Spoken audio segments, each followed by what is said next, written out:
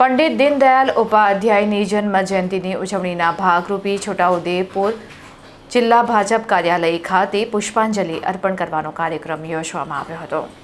સ્વચ્છતા અભિયાન અંતર્ગત ઉપસ્થિત ભાજપ હોદ્દેદારો કાર્યકરોએ શ્રમદાન કરી સાફ સફાઈ હાથ ધરી હતી। આ પ્રસંગે છોટાઉદેપુર શહેર ભાજપ પ્રમુખ અંકુરભાઈ પંચોલી, છોટાઉદેપુર એપીએમસીના ચેરમેન મુકેશભાઈ પટેલ, પૂર્વ ધારાસભ્ય પ્રોફેસર શંકરભાઈ રાઠવા, મહામંત્રી રાજેશભાઈ સોલંકી તેમજ શહેર ભાજપના હોદ્દેદારો ઉપસ્થિત રહ્યા હતા।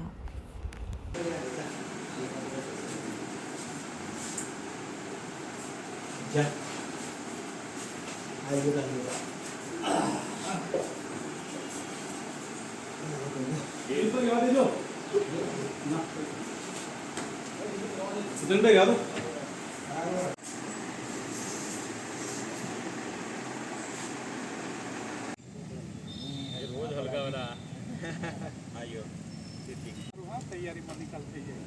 પ્લાસ્ટિક ખરું પાછું એટલે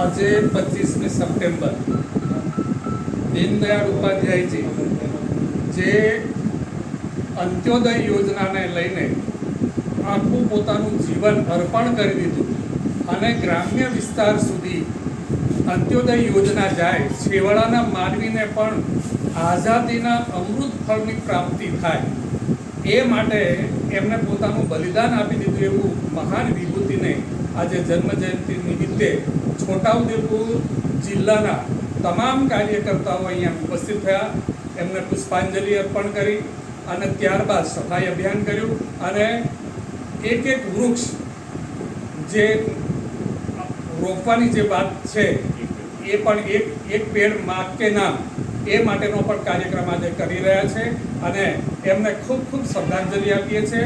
માનનીય નરેન્દ્રભાઈ મોદી એ દેશ માટે ખૂબ સારું કામ કરી રહ્યા છે અને એમને પણ એમ કહ્યું છે કે દરેક વ્યક્તિએ એક વૃક્ષ તો વાવવું જ જોઈએ અને જતન પણ કરવું જોઈએ અને એ રીતે આ દેશની સમૃદ્ધિ વધે એવું પણ એમની જે લાગણી છે એને માન આપીને અમે આજે એકત્રિત થયા છે અને તમામ કાર્યકર્તાઓ અહીંયા ઉપસ્થિત થઈને શ્રદ્ધાંજલિ અર્પણ કરીએ છીએ। ધન્યવાદ।